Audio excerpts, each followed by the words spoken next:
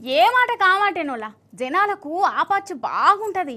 ఏ ఆపచ్చు అంటే ఏదన్నా పుక్కడికి అత్తందని ఎరికైందే అనుకో, ఇక ఆ పుక్కడి దానికోసం పానం కూడా అడ్డం పెడతారు. అంటే అందరు అట్లనే ఉంటారంటలేను, చాలా మంది మాత్రం గిట్లనే ఉంటారు.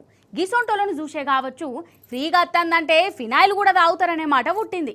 సరే, ఆ సాత్రాలు సామెతలు కాదు కానీ కొందరు మహానుభావులు పుక్కట్లొచ్చే వాటి కోసం ఎట్లెగబడ్డారో చూడాలి. మీరు చూసేరు చెప్పనా?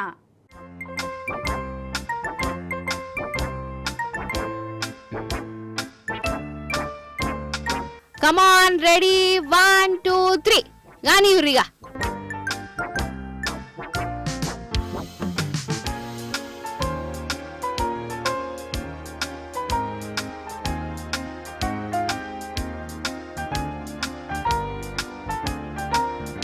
అర్థమైందా? వీళ్ళు ఆగమేందో ఎందుకో అగో కొబ్బరి బోండాల కోసం అయితే ఏలూరు నుంచి హైదరాబాద్ దిక్కు కొబ్బరి బోండాల లోడుతోని లారీ అత్తున్నది. గాసారంగన వారెద్దు సూర్యపేట కాడ గా లారీ బోల్తా పడ్డది. పాపం డ్రైవర్ కు దెబ్బలు దాకినాయి, క్లీనర్ కు కాలు రెక్కలు రాకపోయినట్టున్నాయి. మరి గిట్ల రోడ్డు మీద గిట్లైనప్పుడు జనం ఏం చేయాలి? అయ్యో, లారీలో ఉన్నోళ్ళ పరిస్థితి ఏందో, వాళ్ళకు దెబ్బలు దాకినాయో డాక్టర్లకు ఫోన్ కొడదామా, దవాఖాన్లకు తీసుకుపోదామా? ఇగో గిట్లుండాలి కదా. కానీ వీళ్ళు మనుషుల కంటే కూడా కొబ్బరి బోండాలను కాపాడే పని పెట్టుకున్నారు.